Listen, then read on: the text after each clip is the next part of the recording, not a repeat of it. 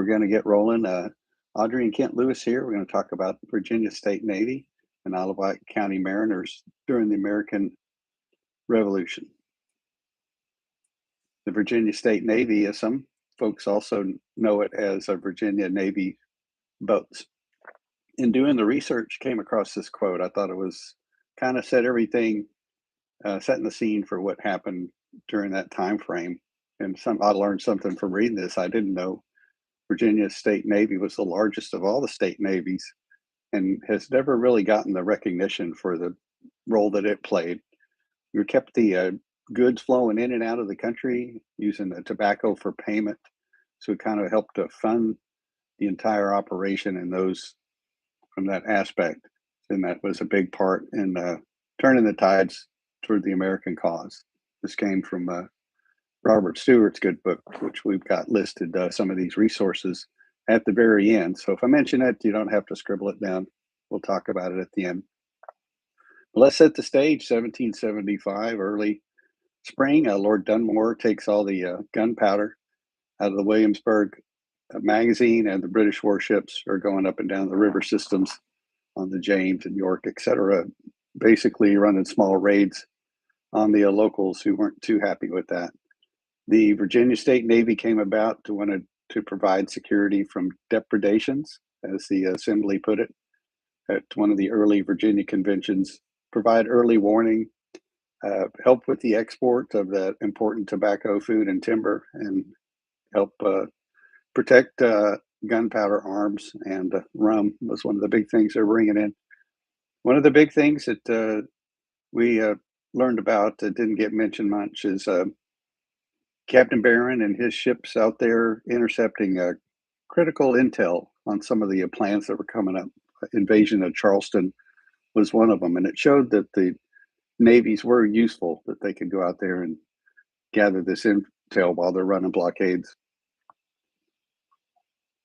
Also mentioned in some of the research we found was John Goodrich and his family running gunpowder. They started off for the Patriots, but got intercepted by Lord Dunmore, and he kind of turned to the Loyalist cause and probably did more damage against the Patriot cause than a lot of the other British naval engagements combined. So in December of 1775, the 4th Virginia Convention had, with the original 2 regiments, put in 6 additional regiments. That's when Isle of Wight County's Josiah Parker and others came in and formed the 4th and parts of the 5th. And they also required the committee to provide armed vessels. So those vessels were empowered and required to provide from time to time so many armed vessels as they may judge necessary for protection of the rivers in the colony in the best manner and circumstances. So it kind of left it wide open on what we were going to do, what size the Navy would be, and how it would be comprised. During the next 6 months, 5 ships were purchased and several more ordered to be built. Some of the first captains, the Barron brothers, James and Richard Taylor, Edward Travis, among others. The Navy Board was established in 1776. Ships were starting to be built or continuing to be built across the area in Virginia, with Chickahominy River having a big ship port and another big shipyard down in Gosport, probably the biggest. Very important, changed hands several times through several different wars, with the American Revolution just being one of them. So they had to not just, get boats out there. You had to build them first, naval stores. We needed ordnance provisions, needed to take the hemp and turn it into rope. So there's rope walks and other things that are going around, happening all around the area. Then later in the engagement, 1779, there's Navy Board was superseded by a Board of War. How do you get people to join the Virginia State Navy? Well, it was a little more lucrative to become a privateer. So the State Navy was kind of the third choice for a lot of folks out there, but it played an important role. So they put a pretty decent pay structure in place to try to entice people to serve with the Virginia boats. Some of the key naval actions early on with the Commodore Barron and some of the other ships patrolling the James and York and Rappahannock, they helped reduce the number of raids going on with the local plantations. So we could see that would help the Patriots stay patriotic to the American cause and protecting against the British raids that were going on. The capture of the Jenny early war was one of the Navy's early successes, showed that the Virginia State Navy and other state navies could have a cause and effect on the opposing force, kind of raised morale and helped everyone realize that this was an important part of the war. Towards the end of the war, though, 1780-81 timeframe, the British began the raids up the James River, and Benedict Arnold came in and pretty much took out every boat that the Virginia Navy had at that point, except for the Liberty, the Nicholson, and a few others, which we'll cover just a little bit later. There was a lot of support for Yorktown, I think pretty very vital support, bringing in troop supplies, artillery, and gunpowder, and a few other important items.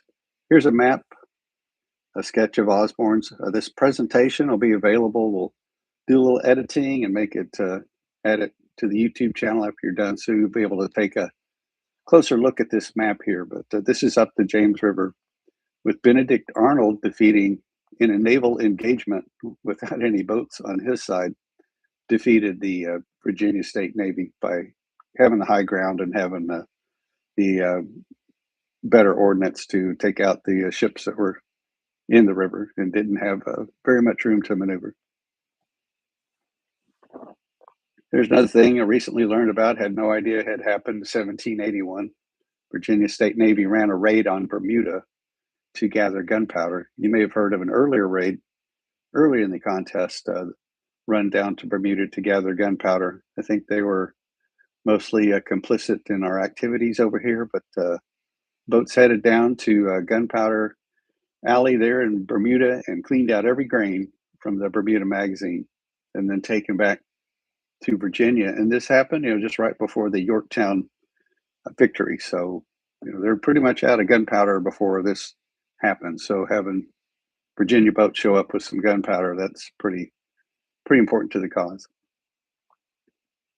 We'll go through kind of a quick listing of some of the types of boats that were involved. We had Virginia boats from large to small, from brigs down to just small rowboats, essentially. So here's a few here, and this is a picture, a painting of Liberty with Captain Barron taking on HMS Oxford and capturing as a prize.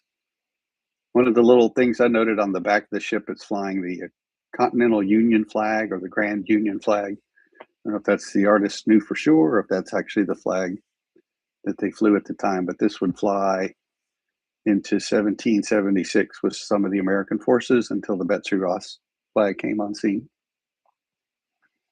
For brigs and brigantines, there were several out there. Mosquito was captured and the crew imprisoned, and the others were still doing research on. If you have family members that served on one, we'd like to hear about them.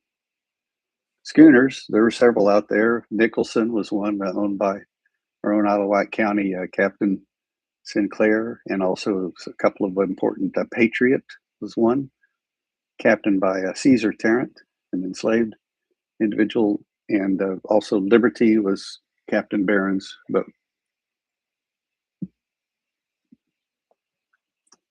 Liberty stands out, fought throughout the entire war, and was never captured. Schooner of about 60 tons with 10 guns, crew of 22, and fought in over 20 actions.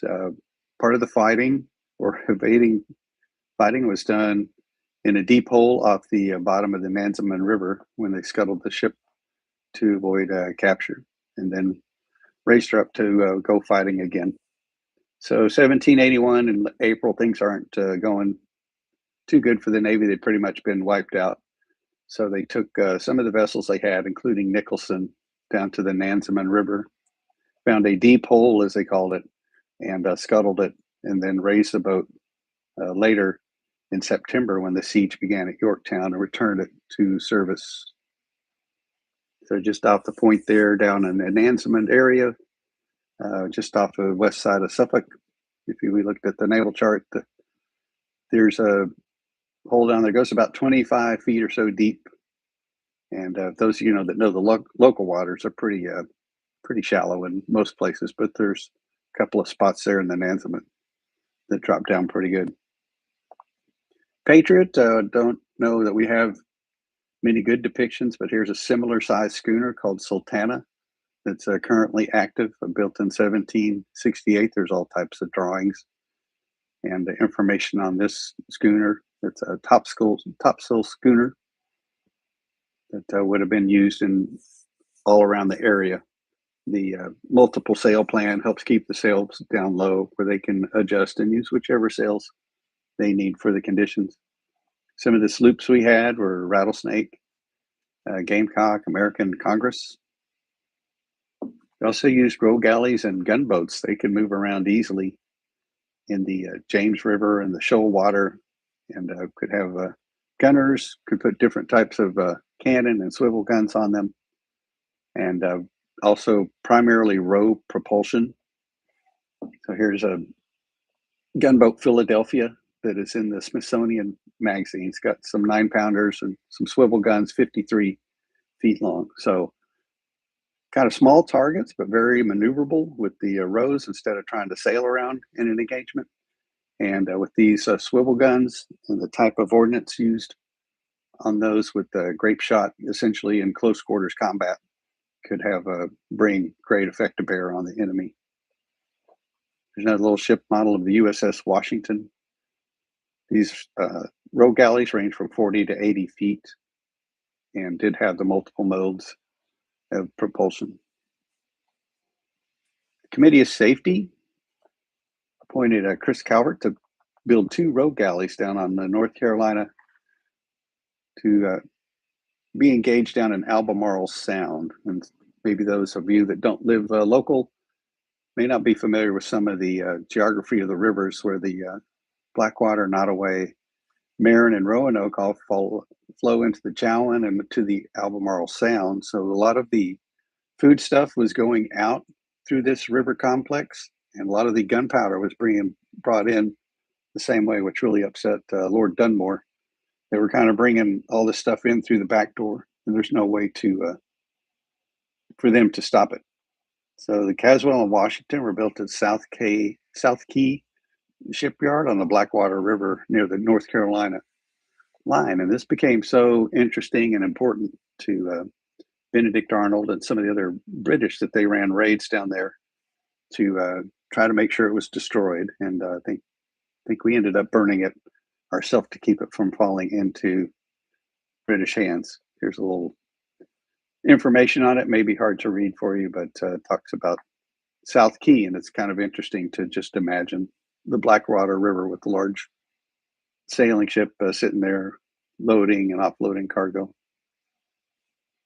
One of our local boats we're real interested in was the little armed pilot boat named the Molly that sailed out there. They were small and fast and could pretty much evade pretty much anything. We'll get back to Molly in just a minute. We also had barges that were used in all the shoal water, and then there were a few prizes taken from the British. Some later sold to the French. Let's talk about some of the mariners involved. Both state navies, continental navies, it was hard to find people to serve, especially those that had experience and smart captains.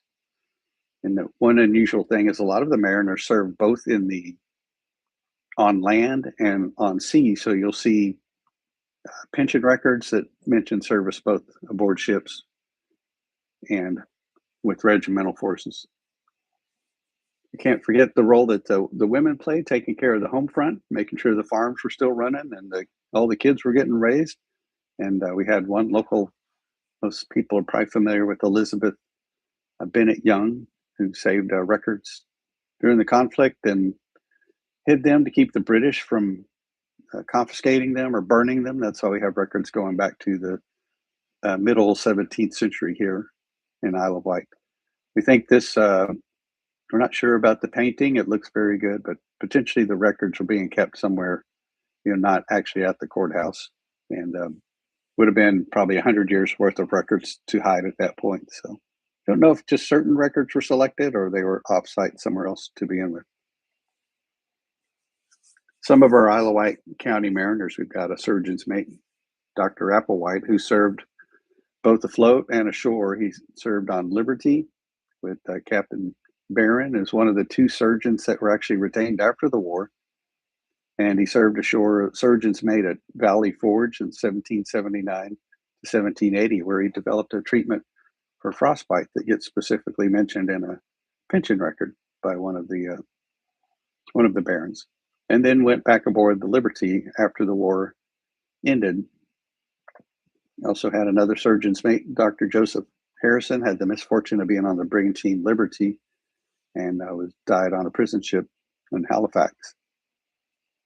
William Jennings was a pilot. Captain Latimer was friends with Captain Pasteur, and Captain Sinclair became first lieutenant on the pilot boat Molly, and later passed away on St. Eustatius. Solomon Matthews, Captain Pasteur, Captain Sinclair. What kind of got us into this particular presentation was we looked at Captain Sinclair back in December. Now we're looking at Captain Pasteur of Smithfield. His friend of John Sinclair married Honor Wilson, whose sister Ann Wilson was married to Captain Sinclair. So they kind of neighbors, knew each other, and families that all knew each other, along with Captain Latimer. Josiah Parker kind of plays a role in this. He had duties with the Safety Committee and with the 5th Regiment and Virginia Convention. So he had purchased this pilot boat Molly, we'll talk about more in a minute, but then ended up selling Molly to Pasteur, Bailey, and Watts. Pasteur had command of the galley Independence and then took command of the armed sloop Molly in 1775. And we believe about that same time frame, his first son Charles was born. Many of these mariners, some stayed private, others went to the Virginia State Navy, and some actually did both. They kind of flowed back and forth depending on the needs of when and where and what the Navy needed. So Pasteur took a commission, actually sold the boat to the Virginia State Navy. He had a daughter born in 1780, Mary, and 1781 was cited as being a pilot during the French fleet battle of the Capes. And then the Virginia State Navy dissolved, had another son born, another daughter born, passed away in 1794, and has descendants from the Channel and Hodgson family that we're familiar with. Let's talk about the little sloop Molly. She's described as a stout armed vessel. 1773, as we say, was purchased by Parker and started with Master Charles Fulham, built in Baltimore, 25 tons, and had a crew of 4 men. Some of the characteristics of the sloops is this size: 30 to 40 feet long, 10 to 15 foot wide. It had an easy sail plan to be manipulated by just a few people, and a shallow draft to work the coastal waters. She was good to run dispatches and go gather gunpowder, as we'll find out a little bit more in a bit. So early 1776, so 250 years ago, this is kind of what started this whole trail. We saw an entry where Captain Pasteur was sent from Virginia to southward and returned with 7,500 pounds of powder. So just imagine in this little boat running down the coast, evading the British, picking up some arms and probably some rum and returning back and bringing it in to help support the early on in the American cause here in the Virginias. 1776, the boat spotted again in St. Eustatius and then back in Virginia. 1777, sold to the Navy. He remained as captain with Edward Latimer as his first lieutenant.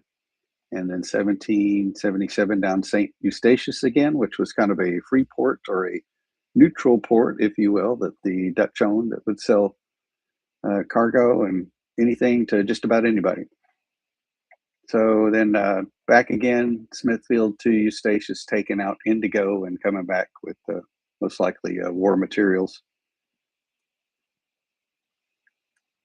Molly stayed pretty busy. She's South Carolina with Indigo, back to Virginia with arms in 1778.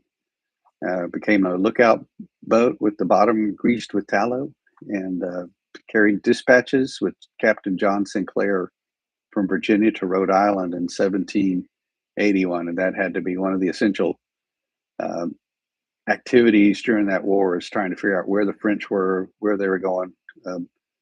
Information from Lafayette up to the French Navy to get them down to where they needed to be, because we know what happened in the October timeframe of 1781. The other folks we mentioned, Captain Sinclair, married Ann Wilson, served both in naval and privateer capacity. He was a talented blockade runner. We've got a separate presentation on him. We can do a live stream on that to get that recorded. And so they just used him as they needed, when they needed. So sometimes they wanted him acting as privateer. So he kind of had his own, he could make his own command decisions, didn't need to wait to find out what someone else needed him to do. Behind the crepe myrtles here is his house on Church Street. It's still there today, owned by the Hines family.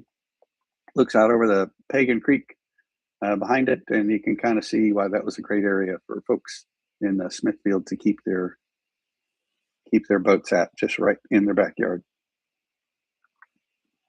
So 1781, Sinclair brought another shipload of powder from West Indies to Yorktown forces, using the little boat Molly. It's a great story. It'd be great in a movie, in case someone's wanting to write a movie about it. Set sail for Havana, through the middle of the British fleet at night. Got intercepted the French fleet with Comte de Gras, and brought him a message about what's going on in Virginia, saying, "Come on up." And on the return, they take the cargo off, put it on the smaller boats, and row through the middle of the British picket lines with muffled doors, and bring the powder to the American forces there that are forming up at Yorktown. And then later helps pilot the French fleet into an anchorage. There's several Isle of Wight County mariners that get mentioned in pension records as help bringing this 30 or so ships of the line of the French fleet in, and they'll anchor right there in the York River and bombard the British at Yorktown. There's more naval forces engaged at the Yorktown fighting, really, than the land forces. Here's one of Sinclair's boat, the little small blockade runner. This is not Nicholson. I do not believe it could be, but a little small topsail schooner that was very fast. Some of the things we're moving during this time frame: gunpowder, more gunpowder, weapons, indigo, and food flowing out of the farms along the Blackwater from inland. And then there are a lot of dispatches reading people talking about flour back and forth, find out if they have any flour. Can you see if they have flour over here? And I don't know if they were that interested in bread, or if they just, if it was code for gunpowder.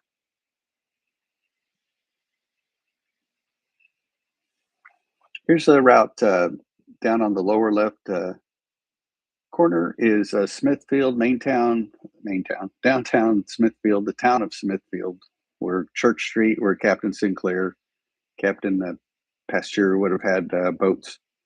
And they sail out through the kind of the crooked creek there. It takes about a little over 3 miles to get from town of Smithfield out from the Pagan Creek into the James River, or the Hampton Roads complex, and then from James River down to St. Eustatius into the West Indies. Add on another it's probably another 1,500 miles or so. So going down to the south there, off the end of the Dominican Republic, is where they're taking some of these small boats. It's kind of an interesting time to think about that, how talented these sailors were and how capable the boats were. And then they're also running up to Rhode Island to bring dispatches to the French. Here's a little zooming in on where St. Eustatius is, off of just east of Puerto Rico, off of St. Kitts and Nevis. It was a Dutch Dutch holdings at the time, and it was very popular for trade from mariners from all countries coming through and trading goods there. We're talking about our honorary mariner that we have. Audrey came across his pension record, a drummer named Edward Hanna, and I think I just can only just read the pension statement verbatim. I don't think I'll try to uh, condense this, but it said, "I do certify," and this is sworn to Josiah Parker. "I do certify that Edward Hanna was enlisted in, they believe, William Washington's company on April 1776 and continued in the 4th Regiment until he was captured at Charlestown May 12, 1780. And he deposits that he was impressed by the British and remained on board the Sandwich armed ship, in which he was conveyed to St. Eustatia and Antigua, and that he deserted from said ship and got to Martinique. And there he entered on board the French ship of war, the Sovereign, and was in the Chesapeake on board the said ship at the taking of Lord Cornwallis, October 19, 1781, at York, and that he could not prevail on the French captain to let him return to his regiment, and he was compelled to return to the West Indies in the fleet, and that he was on board the said ship of war when the Comte de Grasse was taken and could not obtain permission to leave her, we were guessing, until the peace." And this was sworn to Josiah Parker in 1787. Here's a list of the references. You can't read, but it'll be on the video when we wrap up. And let's go back to this one slide real quick. We'd like to kind of give a lot of credit to Colonel Parker, because at the after the war was over, when he went on to do his other things, he took the time to write out and swear and subscribe all of these pension statements, which helped people get their pension and land bounties after the war, or the descendants of these folks. And, the paper, among, just to start with, the paper was not plentiful or cheap, and writing, and it was just took a lot of time to send this paperwork in, just kind of like it does today, to get it approved or sent back looking for more information. And he could have not done that, but he chose to do all that. So that's how we have a lot of these records today. So that's what we've got so far. We're hoping this opens up a conversation for people to bring in more information and let us know what you know, what your family history says. And you can get a hold of us by through the Facebook page, or you can go to our newly refreshed webpage, iowchs.com, or you can, if you want, drop me an email at lewis.kent@gmail.com. So with that, we're going to get off of let's see, leave that up for a minute and see, was the chat working at all today? No, we didn't see anybody come into chat, so we don't know if that was working or not. This was kind of our first try at this, so hopefully we get some feedback from out there and see if the technical aspect of it worked, and then the content of it, if that was interesting. We're going to continue looking into some of these Revolutionary War folks from Isle of Wight County. So we're going to go ahead and sign off for now. We thank you for joining in with us today, and hope you have a great weekend. Take care.